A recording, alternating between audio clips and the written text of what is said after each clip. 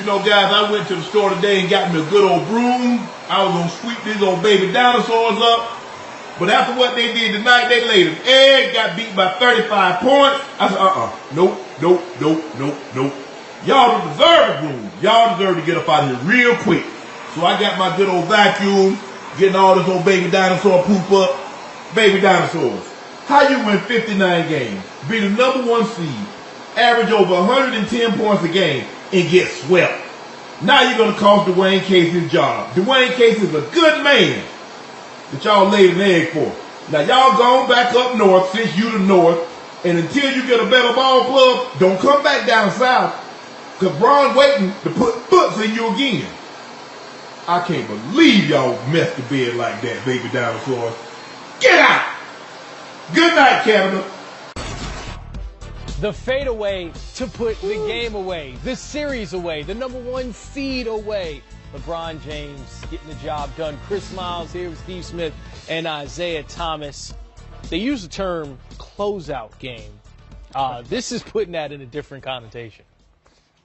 I don't know if this was a closeout game. It was a closeout half, because after half, this was over, Zeke. Give a lot of credit to Coach T. Lue, also LeBron James and teammates. All year long, they've had different lineups, Zeke. We've questioned, can this team, basically, can they get to the second round? And now they're in the Eastern Conference Finals, and in the fashion they did it, this was the #1 seed. And they came in, took them out of their offense. They changed the starting lineups a couple times. They had the Toronto Raptors scrambling. And defensively, they did a decent job. That was one area I said, can they defend well enough to get back to Eastern Conference Finals? And against the Toronto Raptors, they did. Yeah, and they I think Allie asked the right question. Are they peaking at the right time? And they seem to be playing a lot better. And I think LeBron James answered it the right way.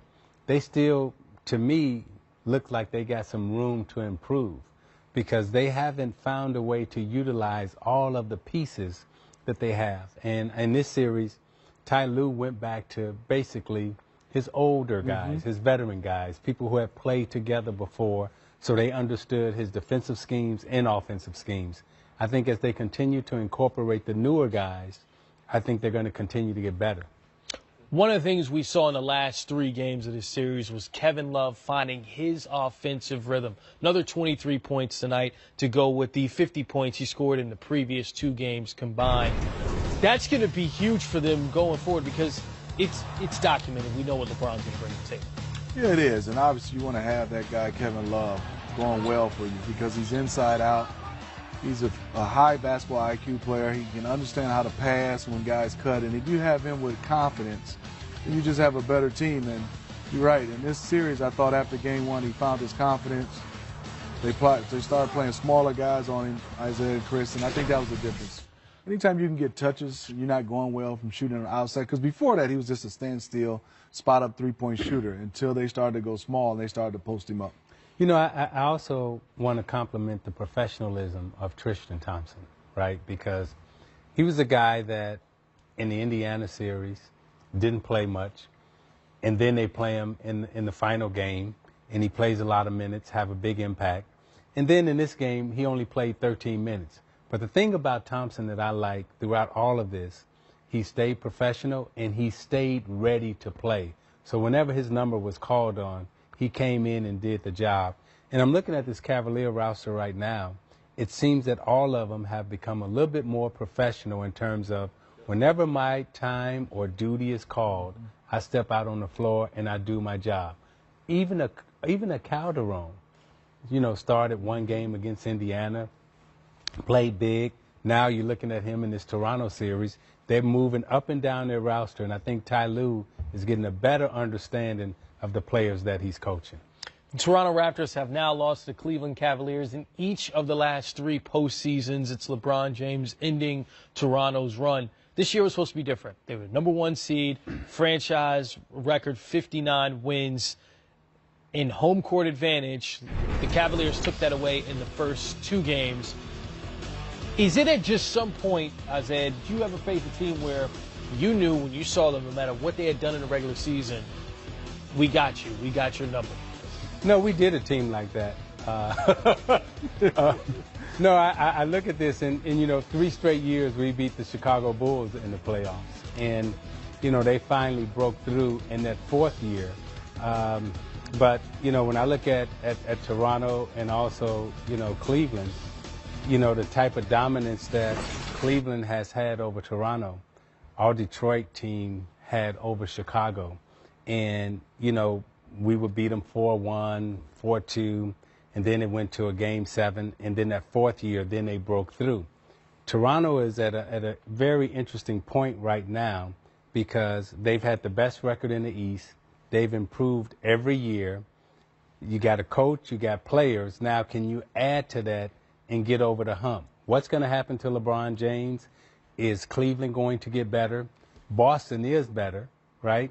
But, you know, it reminds me a lot of where Boston, Milwaukee were in the 80s and Atlanta was in the 80s. You know, who's going to break out of this little pack when LeBron James leaves? And when we fell off in Detroit, Chicago was ready. Can Toronto add another piece this summer and get better? What do you see, Smitty, as far as for Toronto moving forward, what they possibly need to do? You know, Isaiah said all the things that you would hope a team is ready to do because they have the talent there. But, Isaiah, I'm looking at this team. They look broken to me. You know, if you lose this series, obviously, it will be still some talk. 4-2, 4-3, you go to 7, and you lose to LeBron. But the way they've lost, and they've had pretty much everything other than somebody that can guard LeBron James. They were more athletic. They were supposed to take advantage. Yes, LeBron was going to win his matchups always.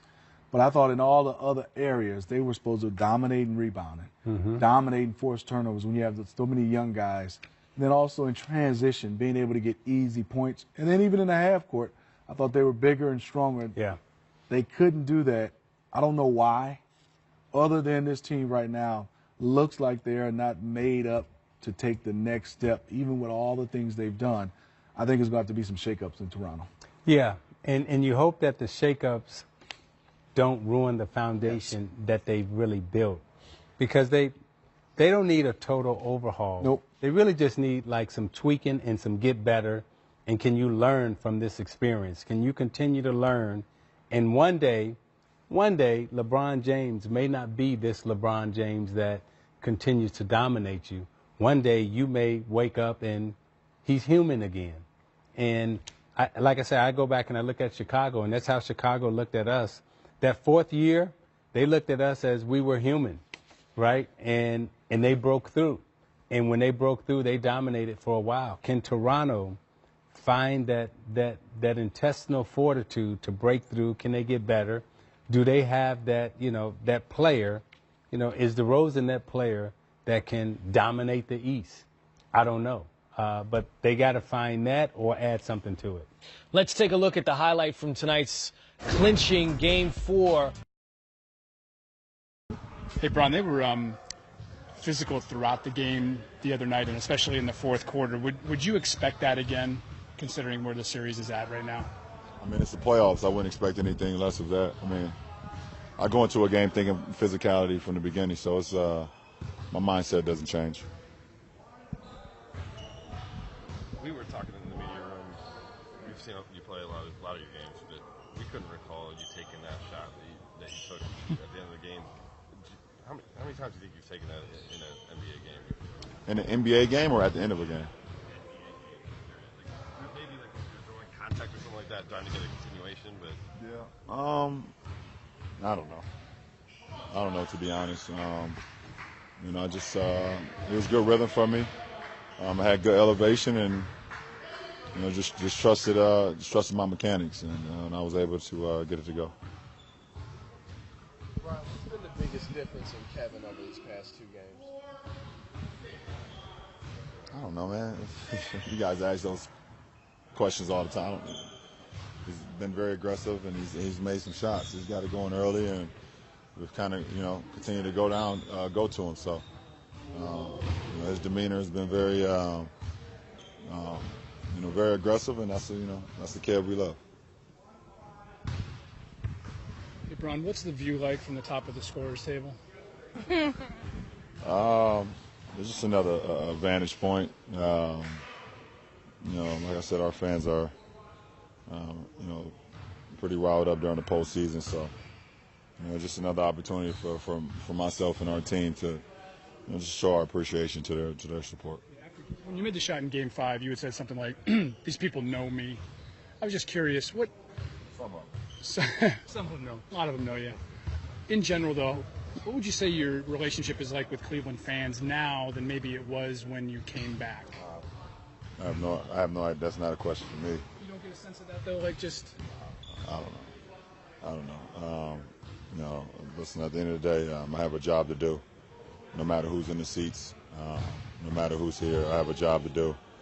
And that's to have my guys physically and emotionally ready to go out and play. And we understand, like, we have a great fan base here. And, it's up to me to make sure I have our guys ready to go out and perform in front of them. Did you hear about the SNL skit about the other Cavs? Brian, I know you try to watch as much of the playoffs as you can outside of your own team. Have you gotten a chance to watch the Celtics in this series and the series before? Yeah. The pundits thought this playoffs would be tough for them just because of all the injuries that they've had, and they're like you on the brink of closing out here. How do you feel like they've been able to get as far as they've gotten without their two top guys?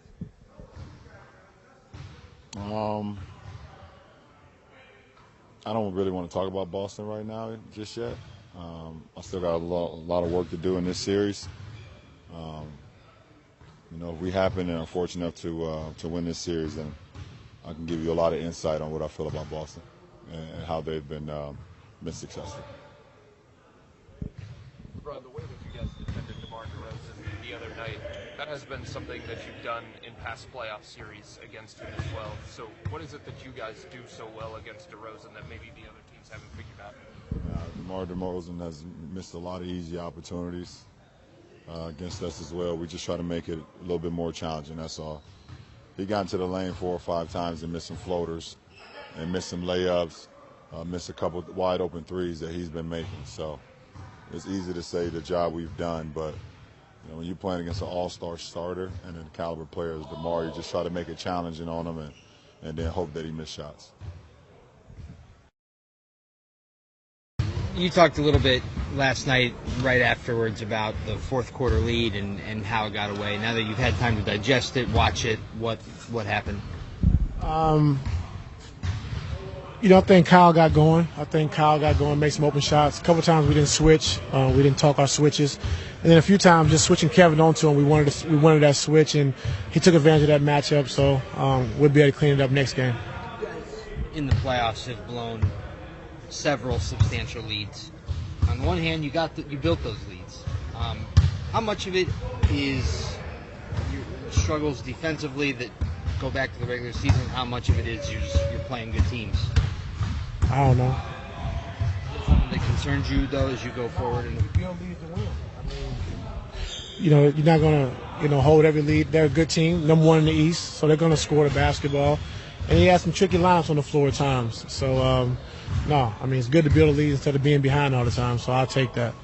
Challenge as a coach sticking with a lineup that is having success that might not necessarily include your best players. Like last year in Indiana, you didn't play Kevin and Kyrie down the stretch. You got the win, so it looked like the right decision. Last night, DeMar DeRozan doesn't play the last 14 minutes. The Raptors lose, and Dwayne Casey gets put in a tough position.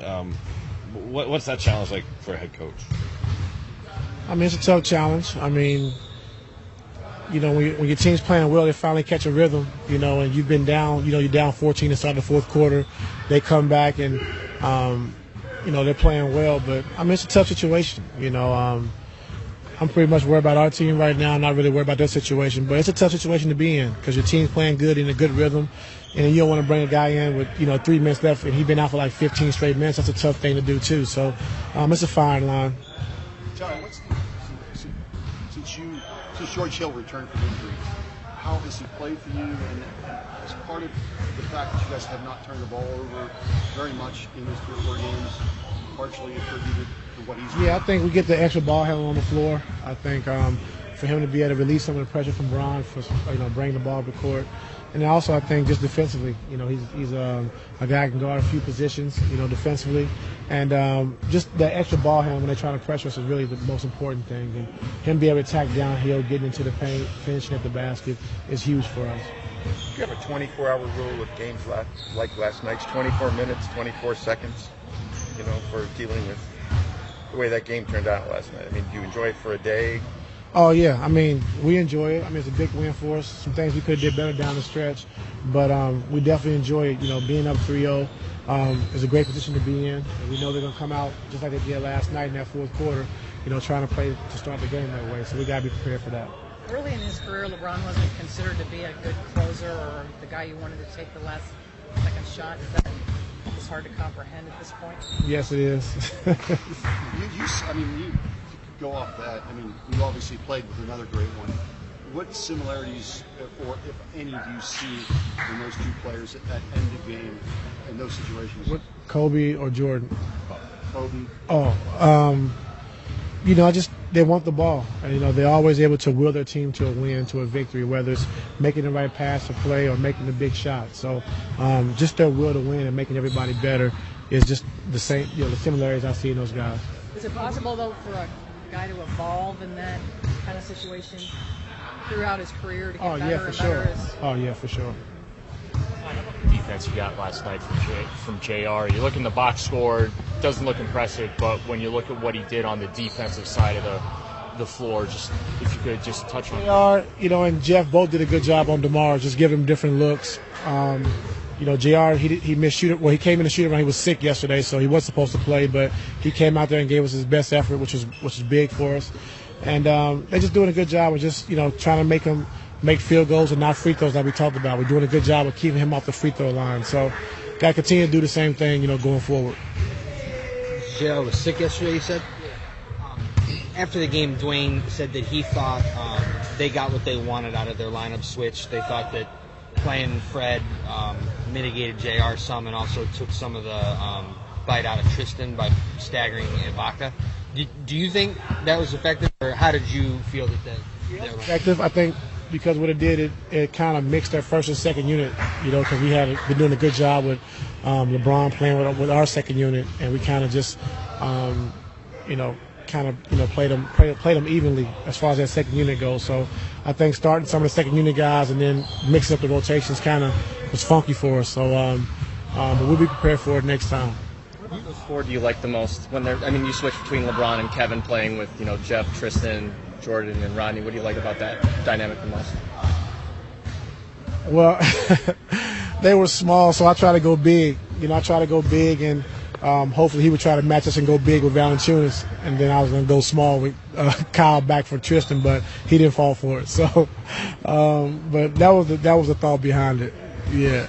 Tristan's really stepped up here since you put him back in the rotation late in that Indiana series. What's been different about him as opposed to the regular season? Is it as simple as just saying health? I think, health. I think his knee is great. He was, having some soreness with his knee, but I think, his knee's feeling great. I think, he did a good job of working on his body, working on his conditioning while he's not been playing, and he's came back. He's been huge for us. So that's the Tristan we need, and he's been playing a big part for us. You were asked about Toronto doubling LeBron last night. You seemed a little amused as you answered. I'm wondering, was that sort of a reverse psychology thing, the way you answered, or were you just surprised that you were consulting on another team's strategy? No, I don't know. You were sincere. They're doing the right thing by not doubling. Yeah. How do you feel like the Oh, sorry. Go ahead. No, how do you feel like the cohesion of the players on this team has kind of progressed through the playoffs? And do you feel like a 7-game series like the first round can help something like that? The Indiana series definitely helped us. For this series, you see the last couple of games, we're trying to get physical and trying to pressure the ball. So that Indiana series really, helped us out going forward. So we saw it in the first series, so now we should be pretty much immune to it. But we got to get better at owning our space and, just being strong with the basketball. They try to lean on us, they're grabbing us, they're holding us. It's not being called, but we just got to be strong. A lot this whole playoffs about how you're better defensively and why. but LeBron was talking last night about OG's 3, and he said it was Jeff and Kyle didn't get matched. They didn't talk. And that sounded like a problem that you guys had throughout the regular season. So the question is, can you clean up those little things? No. I mean, it just happened one time. I mean, we still won the game. I mean, what happened in the regular season, that's over. We're in the playoffs now. We've been doing a good job defensively. We're going to continue to keep doing that. So I'm not going to keep talking about the regular season. I know you like sticking with your guys, but has there been any kind of talk about potentially bringing Jose or Jetty into the playoff rotation? There's been some talks. Yeah, there's been some talks. And, you know, you don't want to take guys' confidence, you know, throughout the playoffs, but because you're gonna need everyone. So we'll just see how it goes, and we'll go from there. What's the message been to Rodney and Jordan as they continue? You know, I think Jordan's doing a good job of just playing hard defensively, trying to pick up full court, doing a good job fighting the bigs and boxing out. You know, he's made some shots here and there, but I think he's playing with a lot of energy. I think Rodney just, you know, being more aggressive, being more assertive offensively, and just being stronger physically on the, like when he's guarding bigger guys, or, you know, we switching on the bigger guys, just being better physically on the bigs. Ty, when it comes to closeout games, what makes them more challenging, and is the pressure on you guys or the Raptors? I don't know who the pressure's on, but it's a tough game because, you know, it's either win or go home for the team that's down 3-0, and you know, they're gonna come out swinging like they did last night, and you know, when you got a team with a lot of pride that's well coached, they're not just going to give in. You know, they're going to do everything they can to try to win a game and try to get it back to Toronto, and we understand that. So we got to just come out with the right mindset and just match their intensity early and just try to close it out if we can. Anything else? Was there ever a point where JR already felt it was too sick to play? Well, he got in foul trouble early, so he didn't play a lot anyway. So I might have helped him out. Describe the mindset today of the team. Yeah. We okay. We good. You know, we know what we gotta do. It's never been done before, so I think everybody going in, you just gotta take it one day at a time, one game at a time, one quarter at a time, and we're gonna be fine. Joel, what's been happening on the post-ups for you in this series? You've been much less effective on those than maybe you were in the regular season or even against Miami. I don't know. Boston has you thinking a lot. Sometimes they double, sometimes they dig, sometimes they let you play one-on-one, and sometimes the spacing is not right. So it's a lot of thinking. So it's just on me to figure it out. And the first game, figure it out, and then since then they kind of changed everything. And so tomorrow, I miss a lot of easy ones. I think a lot of it is on me as a big man. You know, I miss about 7-8 hook shots, which is, as a big man, I should be able to make those. So if we take those back, you don't really talk about me being inefficient in the post. So you just gotta do a better job of making shots. Joel, how has your mask been affecting you in this series in terms of vision and the way you're feeling with it? Everything I've been able to do in the series, I won't put that on the mask. It's just on me. Joel, they obviously had the top-rated defense in the league this year, but have they done anything that has thrown you guys or surprised you or anything that? I thought we were fine defensively last night. And then the score, we went to overtime. The score was still low, so I thought we were fine.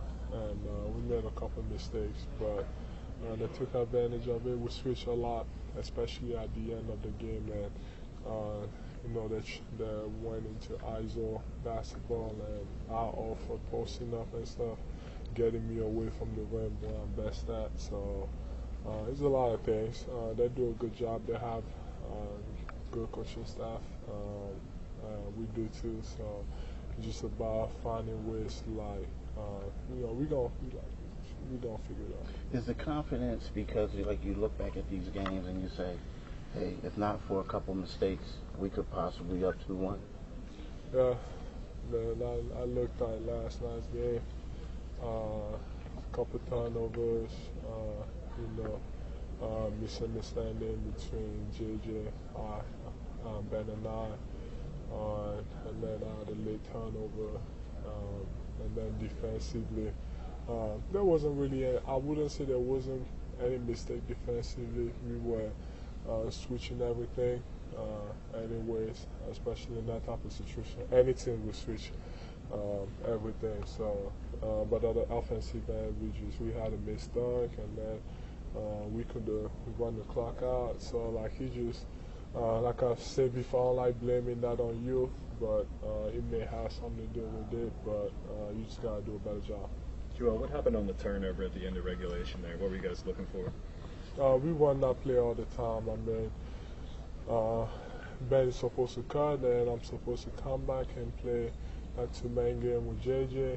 And from JJ perspective, you know, I think there was already 8 seconds left. So, man, I'm supposed to hand him off the ball, and if he comes out and he has a shot, he's going to take it. But if he doesn't, he throws it back, and that gives me about 3 seconds to go get a bucket. But you know, we didn't execute well. It's not nobody. It's not on the coaching staff. You know, that's a play we run all the time, and we score all the time on that. So that's on us. That's on us for not executing. When on the inbounds when Horford stole it, would you have anticipated Ben would throw it high, just knowing nobody is as big as you are? Oh yeah, I mean, you can go both ways. You can say that I could have gone to the ball, but at that point, the way I was thinking is that, like, man, if I catch it at the three-point line, I'm not as efficient as if I catch it inside. So, but you can go both ways. That's not his fault. He saw me. I was open, and I should have gone to the ball. So it's my fault for not going to the ball, but nobody else's fault but me. Joel, you guys have been so close. How do you correct these mistakes to turn these losses and turn them into wins? Just keep playing. Bring the basketball, move the ball defensively. Try to do everything we can. They got a lot of good ISO players. Tatum, he's been amazing this whole series. You know, but we just gotta, especially offensively, you just gotta keep moving the ball and make shots. Thank you. Thank you.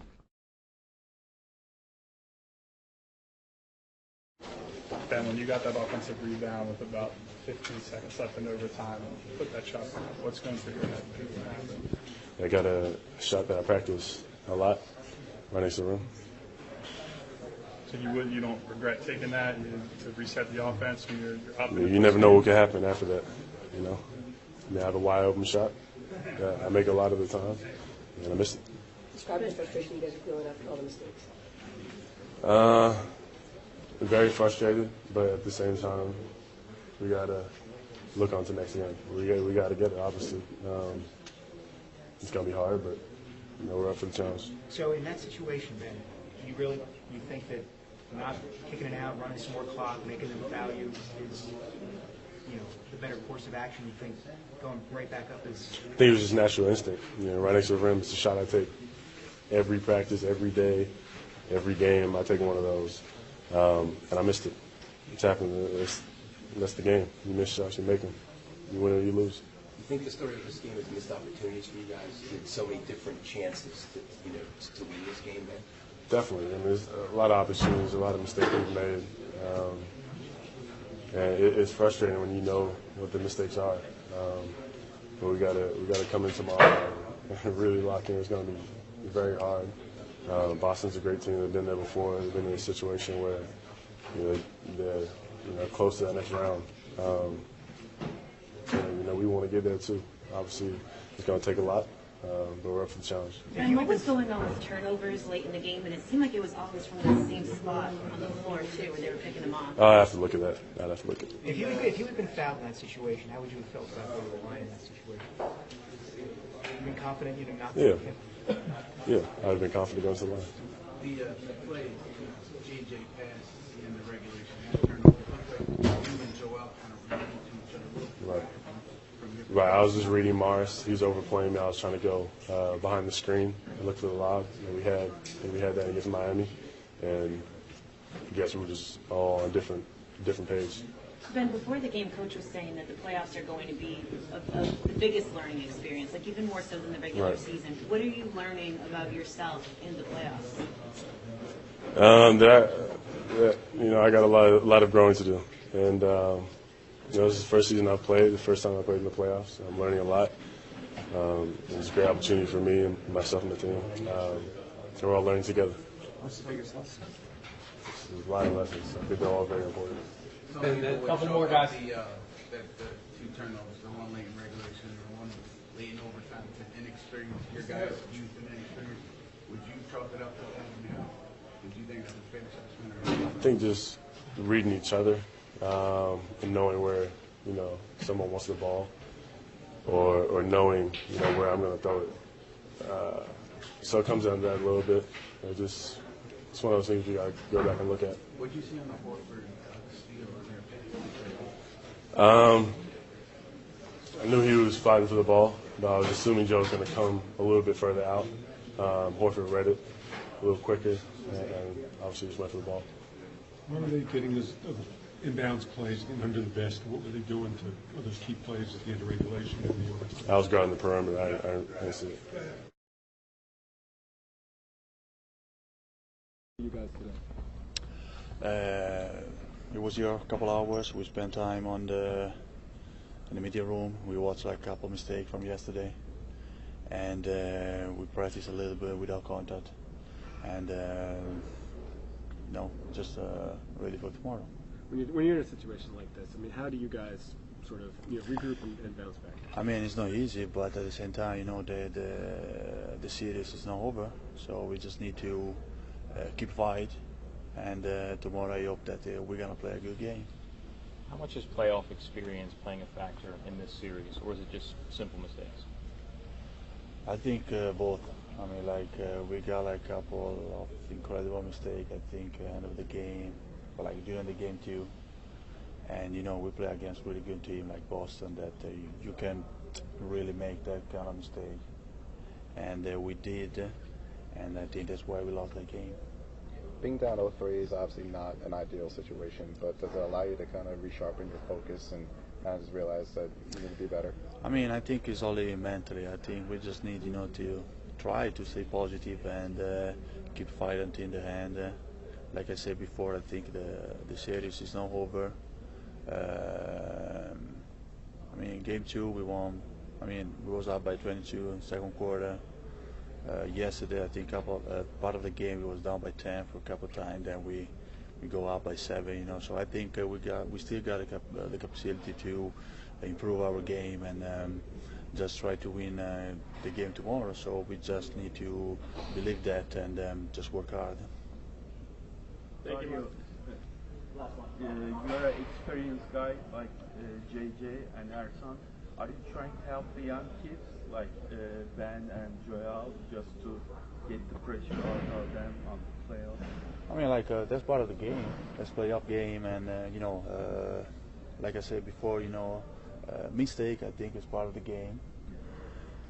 We just need, to stay positive and try to win game tomorrow. It's all about tomorrow right now. I mean, we already lost the game 3, game 2, game 1. So I think it's important right now. So just thinking about tomorrow. Thanks, Marco. Thank you.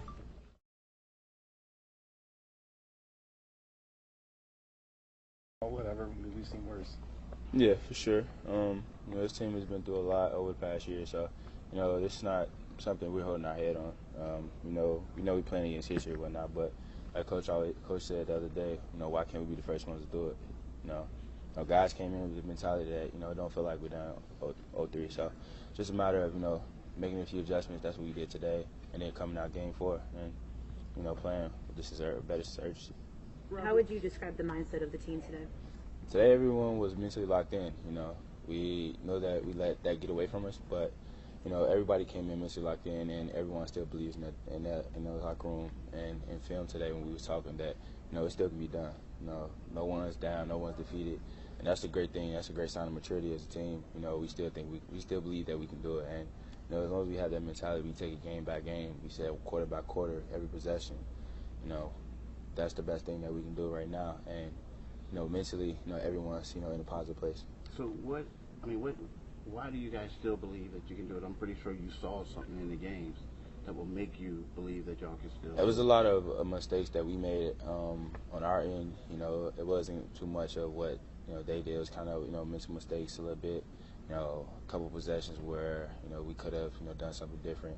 Just having them small minor possessions like we said, we watched what got us into that point, and how our presence and mentally throughout the game. We seen what we did, and film session today showed a lot of positive. We know we missed a lot of coverages and everything, but majority of it was just more so focusing on the things that we did positive. So we got to continue to do it longer. When you look around the locker room, there's a lot of guys that this is the first time they've ever been in a situation like this. How much does it help to have a guy like JJ Redick who's been in the playoffs every year, who's had to kind of go through these things, and can he be someone who can guide you guys a little bit in these moments? Absolutely. JJ, like you said, JJ has the most playoff experience amongst us all, and his knowledge, everything. Marco as well. Them guys. Last night in the group chat, we all had conversations amongst each other, and just said that it's not over. Everybody has that mentality. Everybody bought in. Everybody believes it, and as long as guys continue to believe that, and we go out here and execute the way we supposed to. We made adjustments again, but as long as we stick to the game plan, anything is possible with this team. A lot of people didn't expect us to do a lot of things this year, so anything is possible for us. More big picture. You've been here through some of the bad years, and obviously now through this. What did adding Redick mean to this group this season? He added a lot of depth. Like you say, he added that experience along. This year, man, JJ has been a big influence for us. Mentally, just getting through everything. His knowledge on everything, and just his presence alone. He puts so much pressure on a lot of teams that it helps us in so many different ways. Rob, why do you think they're struggling to score in this series? Not struggling to score, just shots not falling. That's not struggling. It's the same. Just missing open shots. Yeah, just missing something differently that they're doing. No, it's just shots not falling. It's not that I'm struggling to score. Same shots I've shot all 3 games. So some go in, some don't. Robert, when you defend against a guy like Tatum, what's the most difficult thing in stopping a guy like him? You just gotta try and beat his moves. He's very shifty. He has a lot to offer to the game. And that offense is very, very good. So just gotta use my length against him better, and beat him to the spot more faster and anticipate better what he's doing. How do you think you guys could benefit by forcing your pace more on the game? Very. We've done it all year. The best thing about this team is we use the athleticism against other teams, and they can match up with us, but it's still we have that extra boost that allows us to keep pushing and keep fighting and keep going, keep going longer. So the thing about this team is we don't give up. We're not going to sit up here and back down from this. And guys in that locker room are all bought into believing that we can still do this. Rob, how would you describe your first NBA playoff experience? Is it exactly what you expected? A little bit tougher? You never know what to expect in these moments. You never know how teams can make adjustments to how they're gonna play. So it was just overall, just playoff experience alone is something that has been beneficial. I've seen the good parts, the bad parts. How to make adjustments. How to fix the game plan like on the fly. You face the team so many different times. Like you figure out like different ways, and you get a sense of how they gonna play, and you kind of anticipate things. So yeah, it's unpredictable, at first, but it's one of the things where you can't take this experience from it. Couple more guys. No more guys. Thanks, Rob. Thanks, Rob. Thank you.